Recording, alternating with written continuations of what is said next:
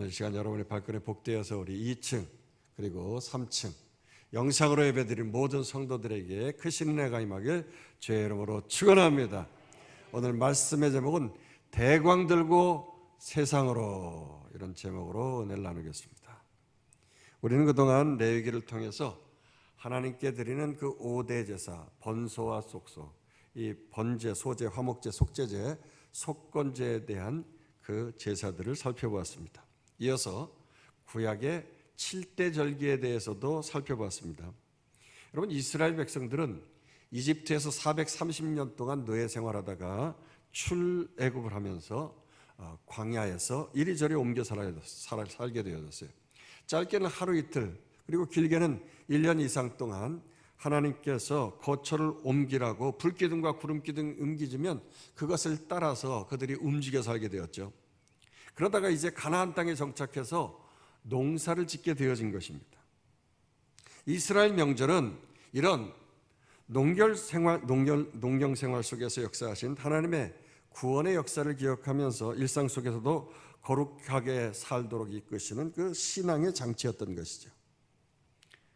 먼저 양력 3월과 4월에는 유월절을 지켰는데, 애굽을 출애굽할 때 급하게 나오게 되어지다 보니까 빵을 부풀릴 시간이 없어서 발효시키지 않은 빵을 만들어 먹은 무교절을 지키게 되어진 것입니다.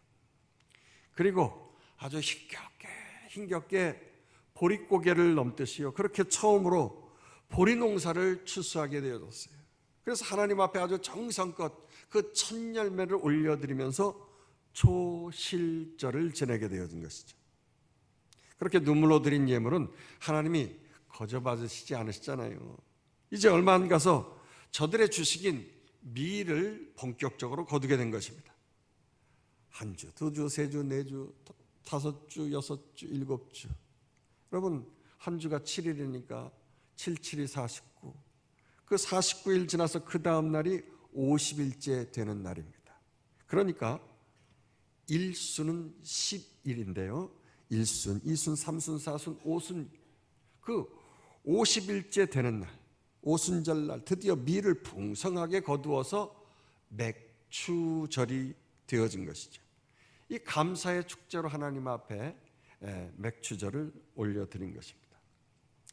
이 맥추절은 또 다른 말로도 77이 49, 77절이라고도 하고요, 또 49일 다음 날 50일, 그 오순이라고 하죠. 그래서 이것을 오순절이라고도 하는 것입니다. 자, 이렇게 밀을 풍성하게 거두었으니까 유대인들은 바로 그때가 새해라고 생각하게 되어지는 것입니다. 추수가 끝나고 이제 또다시 새로운 한 해 농사를 지을 날을 맞이한다는 의미에서 순양의 뿔로 나팔을 만들어 가지고 그것으로 뚜뚜 하면서 나팔을 불게 되어지는데 5, 4, 3, 2, 1 해피 뉴 이어 하면서 말이죠, 그 순양의 뿔로 만든 나팔로 뚜뚜 하고 나팔을 불기 때문에 이날은 또 나팔절이라고 하는 것입니다. 아브라함이 이삭을 제물로 바치려 했을 때 잠깐 했던 그 말씀, 그것이 오늘 우리 찬양대가 불렀던 찬양의 그 곡의 내용인 것이에요.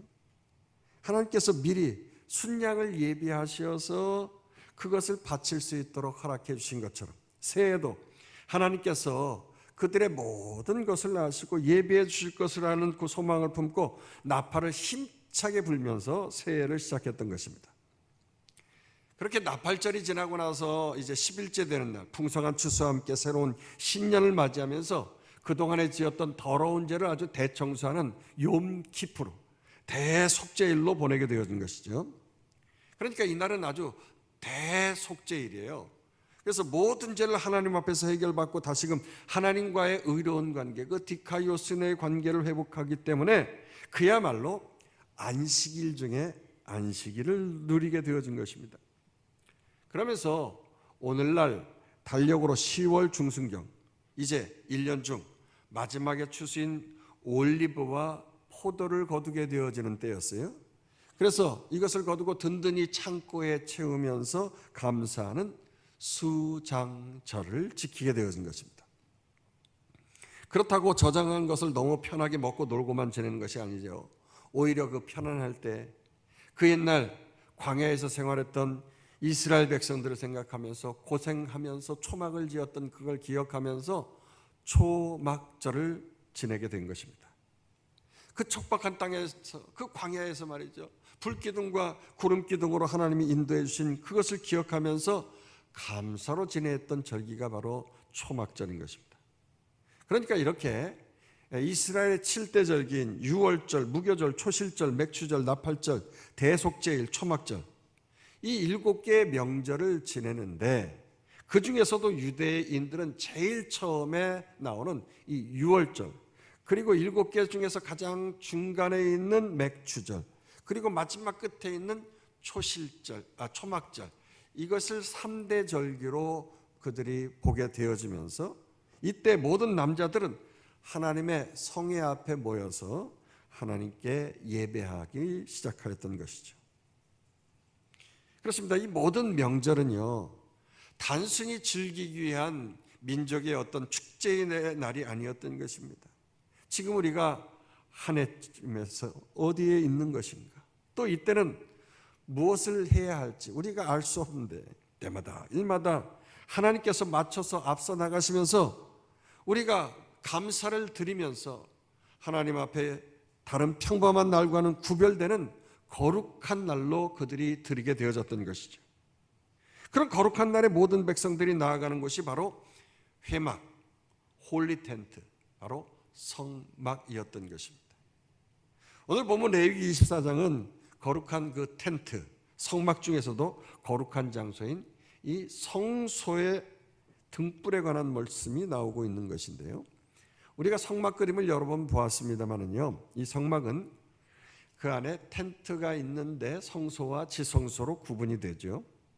그리고 성소 안에는 등잔대와 떡상이 있습니다. 그리고 성소와 지성소를 구분하는 이 휘장 앞에는 분향단이 있죠. 그리고 그 휘장을 지나서 휘장을 열고 들어가게 되면 하나님의 임재한 법궤가 그곳에 있습니다. 본문은 그 중에서 성소에 들어가자마자 왼쪽에 등잔불이 꺼지지 않게 한다고 하는 중요한 말씀을 해 주시는 것인데요, 1절에서 2절 한번 보도록 하십니다. 여호와께서 모세에게 말씀하여 이르시되 이스라엘 자손에게 명령하여 불을 켜기 위하여 감람을 찧어낸 순결한 김을 내게로 가져오게 하여 계속해서 등잔불을 켜 둘지며. 자, 오늘 본문에 나오는 등잔불은 메노라라고 하는 가지가 7개인 금으로 만든 촛대 등잔불입니다. 이 등잔불을 켜기 위해서는 필요한 기름이 있는데 감람유죠. 즉 올리브로 짜낸 기름인데 잡티가 없이 여러 번 걸려서 만들어 놓은 순결한 기름이지요. 그리고 이 등잔불은 대제사장 아론이 하루가 시작되는 저녁에 불을 켜가지고 다음날 아침까지 꺼지지 않도록 매일 정리하게끔 하나님이 말씀하신 것입니다. 3절에서 4절 보십니다. 아론은 회막 안 증거궤 휘장 밖에서 저녁부터 아침까지 여호와 앞에 항상 등잔불을 정리할지니 이는 너희 대대로 지킬 영원한 규례라. 그는 여호와 앞에서 순결한 등잔대 위의 등잔들을 항상 정리할지니라. 그런데 어떻습니까? 후에 가서 엘리 대제사장은 정리하기는커녕 아주 쿨쿨 잠만 자고 있었습니다. 이때 바로 어린 사무엘, 그 어린 것이 등불이 꺼지지 아니하도록 정리하면서 성소 안에 누워있던 게 아니겠습니까? 그러다가 마침내 그 등불 곁에서 처음으로 하나님의 음성, 그 말씀을 듣게 되어진 거 아닙니까? 그때까지 여호와의 말씀이 희귀하여서 이상이 흔히 보이지 않았던 때였는데 그렇게 하나님의 음성을 어린 사무엘이 듣게 되어진 것이죠. 자, 사무엘상 3장 1절에 3절 이렇게 말하고 있습니다. 아이 사무엘이 엘리 앞에서 여호와를 섬길 때에는 여호와의 말씀이 희귀하여 이상이 흔히 보이지 않았더라. 엘리의 눈이 점점 어두워가서 잘 보지 못하는 그때 그가 자기 처소에 누웠고 하나님의 등불은 아직 꺼지지 아니하였으며 사무엘은 하나님의 궤에 있는 여호와의 전 안에 누웠더니. 그렇습니다. 이렇게 등불은 하나님의 임재를 상징하는 것이지요. 특별히 신약 시대는 성령 하나님의 임재를 뜻하는 것입니다. 그래서 성령의 임재를 다른 말로 어노잉팅, 기름 부음이라고 합니다. 바로 이 성령 하나님의 기름 부음이 광야 같은 이 세상을 살아가는 우리 모든 성도들의 모든 것을 가르쳐 주시고 때마다 일마다 성령의 조명하심으로 우리가 하나님의 기쁜 뜻을 알아서 통달할 수 있게 알려주시는 거죠. 그래서 요한일서 2장 27절 이렇게 말씀하고 있습니다. 너희는 주께 받은 바 기름 부음이 너희 안에 거하나니 아무도 너희를 가르칠 필요가 없고 오직 그의 기름 부음이 모든 것을 너에게 가르치며 또 참되고 거짓이 없으니 너희를 가르치신 그대로 주 안에 거하라. 또 고린도전서 2장 10절에 이렇게 말씀하고 있습니다.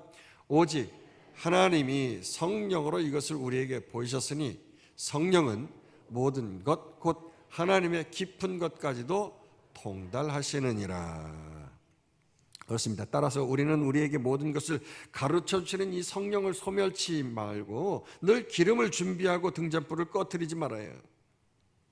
자, 그럼 구체적으로 성령을 소멸치 않고 충만하게 관리하는 법이 무엇입니까? 고린도전서 6장 19절에서 20절에 이렇게 말씀하고 있습니다. 너희 몸은 너희가 하나님께로부터 받은 바 너희 가운데 계신 성령의 전인 줄을 알지 못하느냐.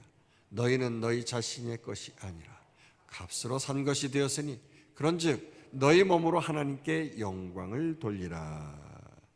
그렇습니다. 너희 몸으로 일상의 삶 속에서 하나님께 영광을 돌리라고 하시는 것이지요. 저는 그 목사의 아들로 아버님이 목회하시는 것을 보고 또 제 자신도 목회하면서 보게 되어지면서 느끼는 것은 성령 받았다고 성령을 소멸치 말라고 해가지고 맨날 교회에 가지고 쌀라쌀라하고 성령 받겠다고 막 그냥 기도하면서 집에는 가지 않냐고 말이죠. 남편이 뭐를 먹는지 애들은 뭐를 하고 있는지 뭐 관심도 없고 말이죠. 신경도 안 쓰고 교회 사이에 사는 사람이 있었어요. 여러분 그런 사람 치고 교회 문제 안 일으키는 사람 없더라고요. 성령을 소멸치 말라고 하시는 말씀은요 그런 말씀이 아니에요. 하나님께 영광 돌리라는 말은 교회에서만 기도하고 찬양하고 영광 돌리라는 말이 아니란 말이에요. 우리 몸으로 세상 속에서까지 하나님 영광을 드러내는 삶을 빛으로 드러내면서 나타내라고 하시는 말씀이에요. 할렐루야. 인간의 제일 된 목적이 하나님을 영화롭게 하는 것인데 영광을 돌리기는커녕 우리 몸으로 하나님 망신살 뻗치는 일만 하면 되겠습니까? 이 어두운 흑암의 세상에 꽉 차 있는 세상 속에서 환하게 빛을 비추고 하나님 영광 일하는 것 그것도 부족한데 그냥 늘 마음을 흑심 품고 말이죠.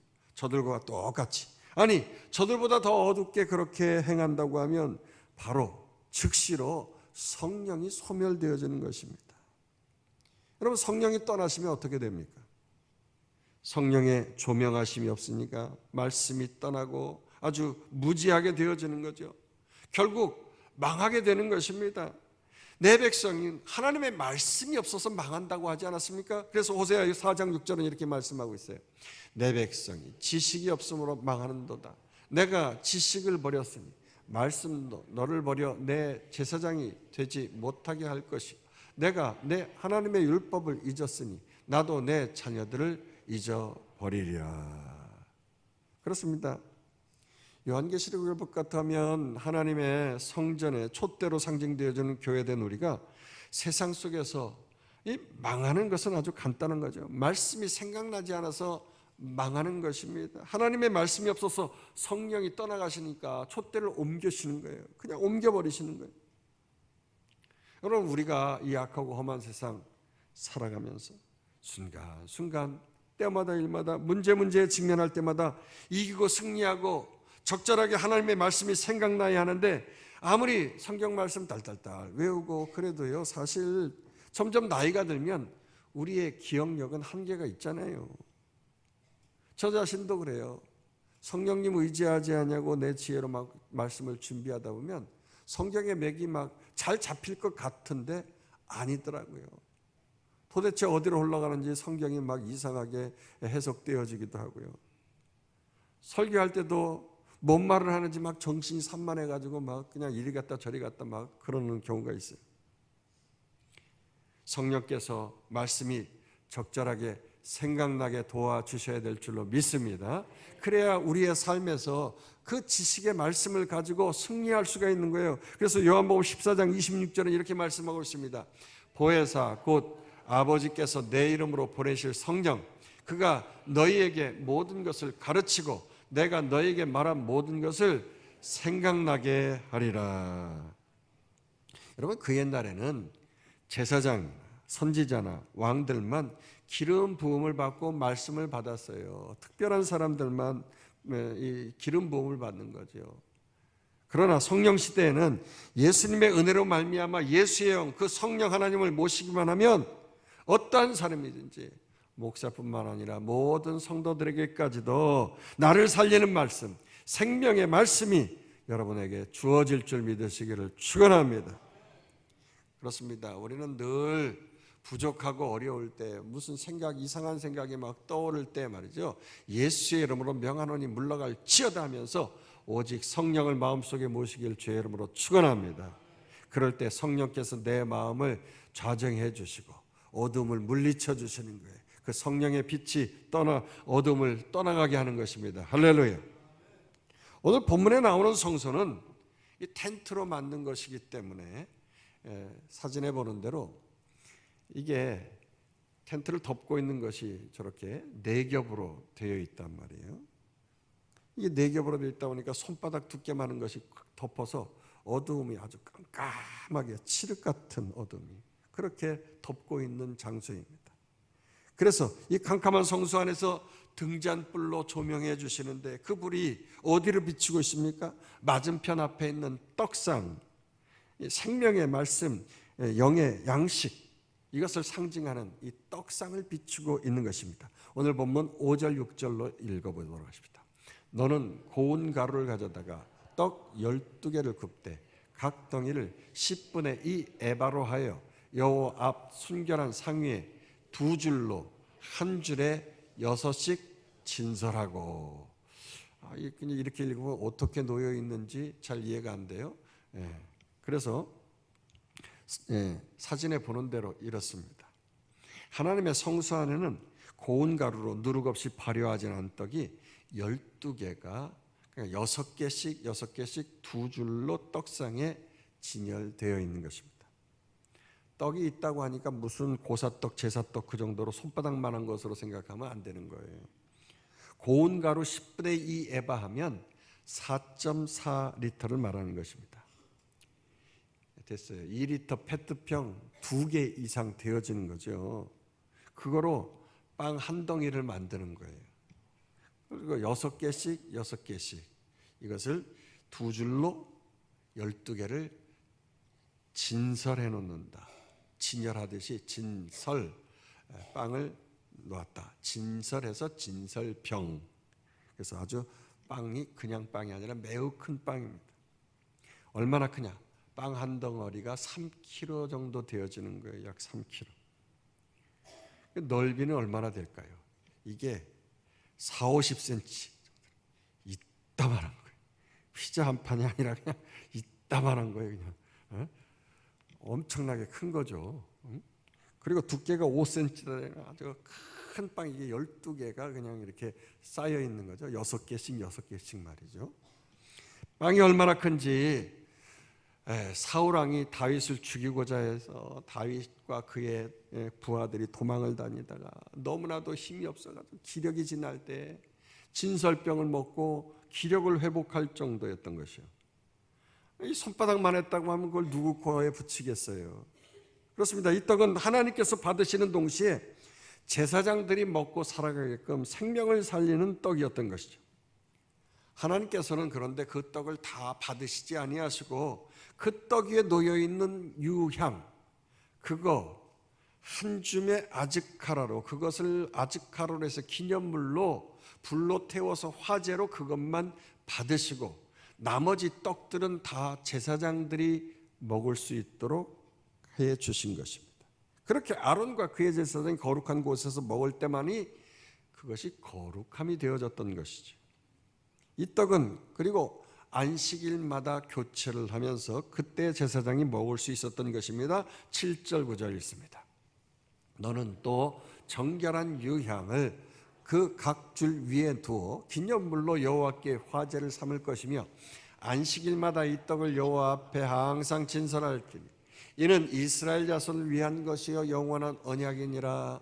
이 떡은 아론과 그의 자손에게 돌리고 그들은 그것을 거룩한 곳에서 먹을지니 이는 여호와의 화제 중 그에게 돌리는 것으로서 지극히 거룩함이니라. 이는 영원한 규례니라.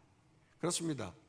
안식일, 이 주일 예배를 통해서 우리가 하나님의 말씀을 먹고 그 말씀으로 말미암아서 우리의 영과 혼과 육이 말이죠, 너무너무 잘 되는 거예요.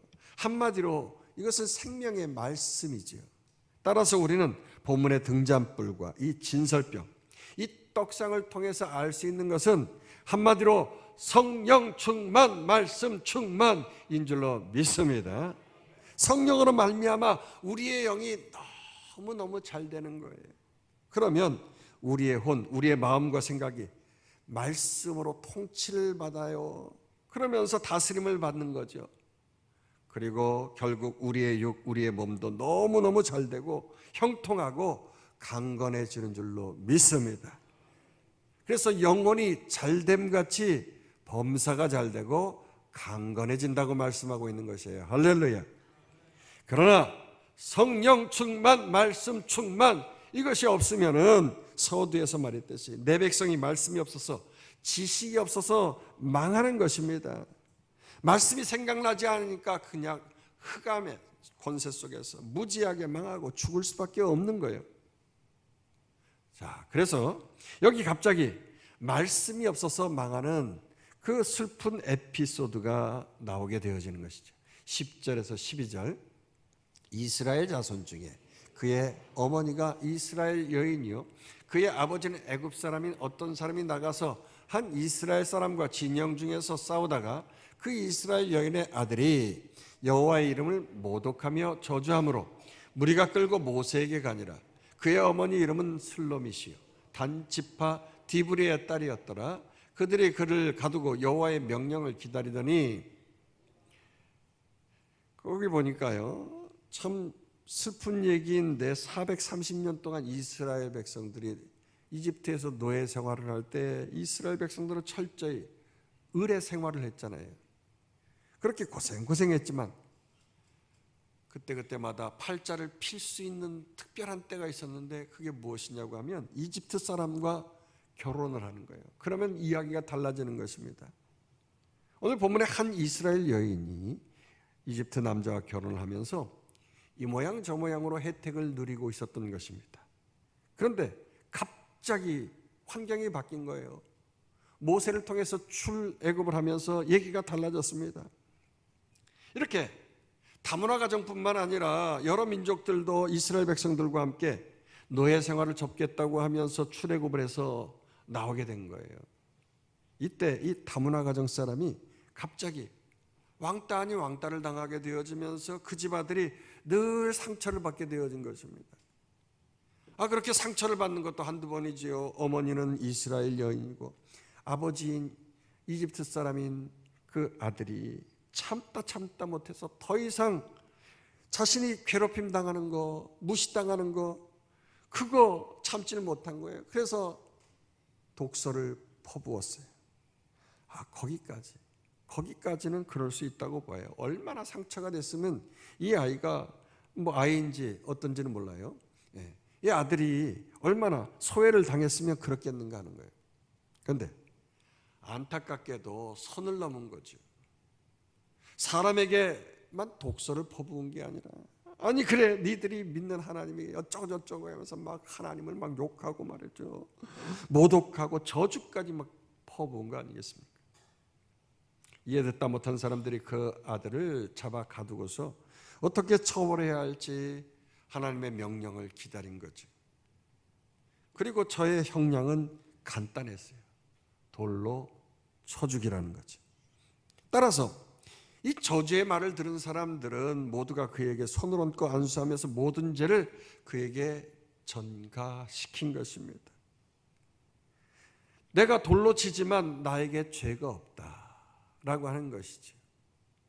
이 죄는, 이 살인은 나하고는 상관이 없다는 거예요. 이런 의미에서 안수하고 온 회중이 돌로 쳐 죽였는데요. 13절에서 14절 보십니다.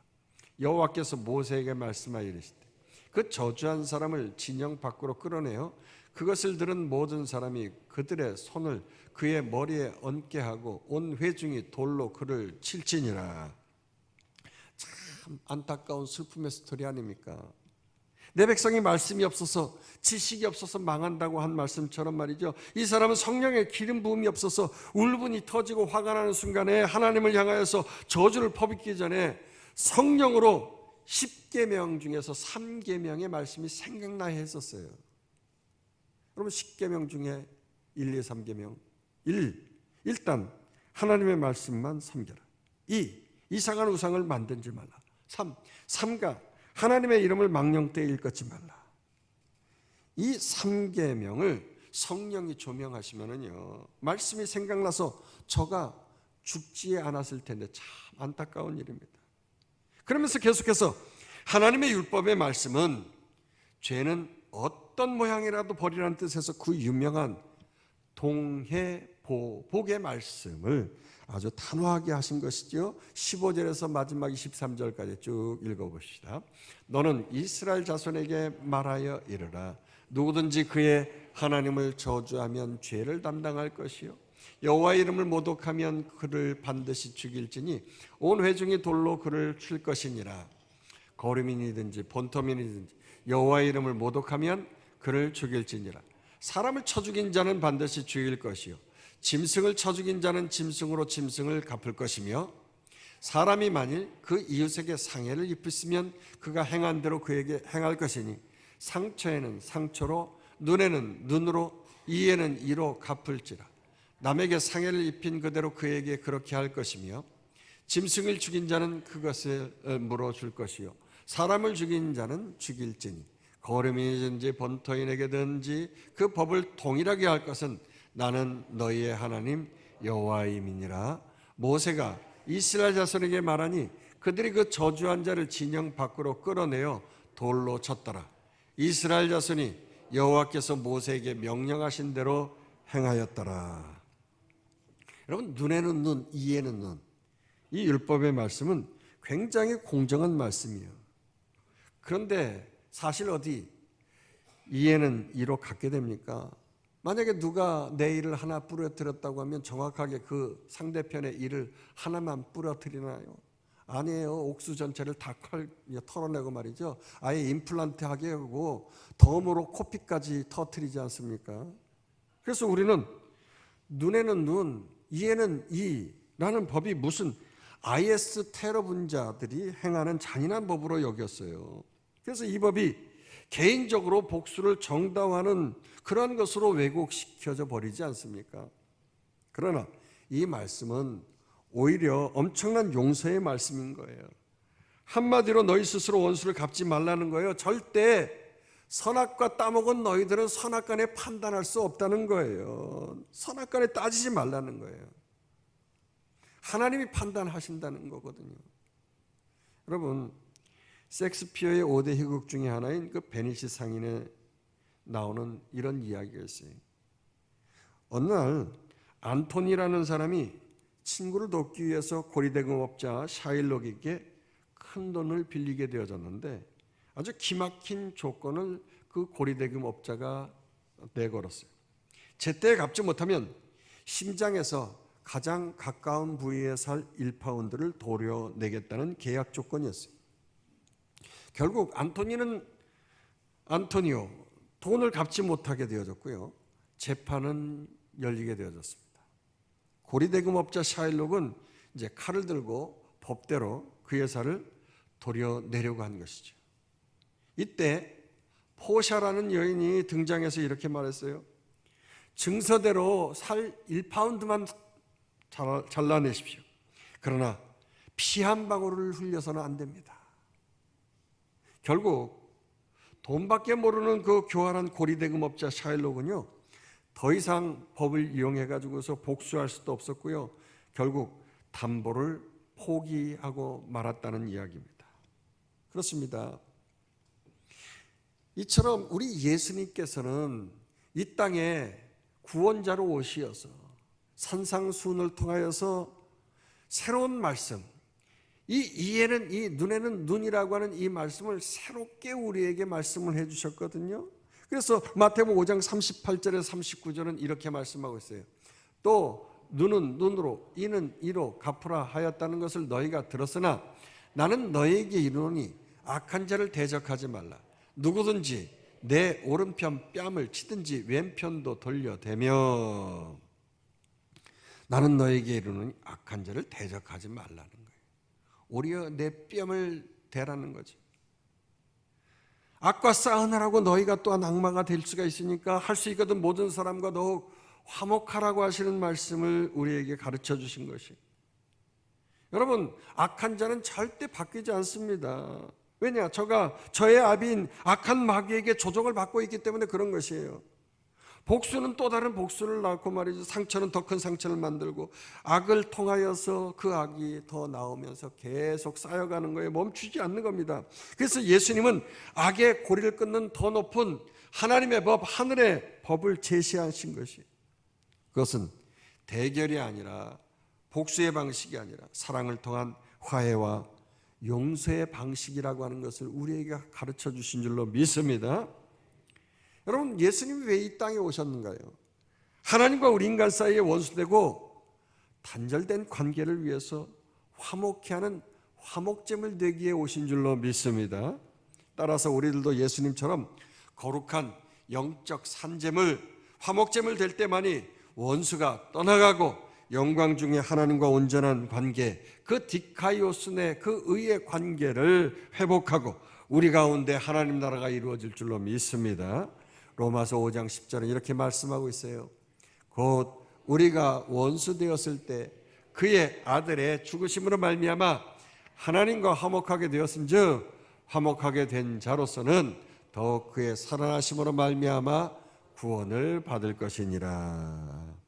그래서 그렇습니다. 우리가 아직 원수 되었을 때 주님이 십자가에서 우리를 위하여 목숨을 내어주신 그 사랑으로 마귀의 일을 멸하셨다는 것입니다. 이처럼 오늘 우리도 선악을 알게 하는 그 선악과 따먹은 우리들인데, 여러분, 이 선악을 이겨야 되겠습니다. 그러기 위해서 하나님 나라의 디카이오스네, 의의 관계를 이루기 위해서 주님께서 주신 말씀, 그 복음을 따라서 살아가야 될 줄로 믿습니다. 그럼을 통하여 하나님과의 좋은 관계를 맺고 마귀의 일을 멸해야 되는 것입니다. 요한복음 8장 12절 이렇게 말씀합니다. 예수께서 또 말씀하여 이르시되 나는 세상의 빛이니 나를 따르는 자는 어둠에 다니지 아니하고 생명의 빛을 얻으리라. 예수님은 빛으로 어둠을 이기라고 말씀하셨어요. 세상은 여전히 눈에는 눈, 이에는 이를 말하면서 보복을 외치지만 우리 성도들은 복음을 외쳐야 될 줄로 믿습니다. 세상은 상처를 남기지만 우리는 사랑을 남겨야 할 줄로 믿습니다. 우리는 세상의 빛을 빛이라고 보내시는 받은 하나님의 사람들입니다. 그러므로 우리 대광의 모든 성도들은 큰 빛이신 예수님, 그 대광을 들고 세상으로 나아가서 어두운 세상을 변화시키는 복된 성도 되시기를 주의 이름으로 축원합니다. 축원합니다. 축원합니다.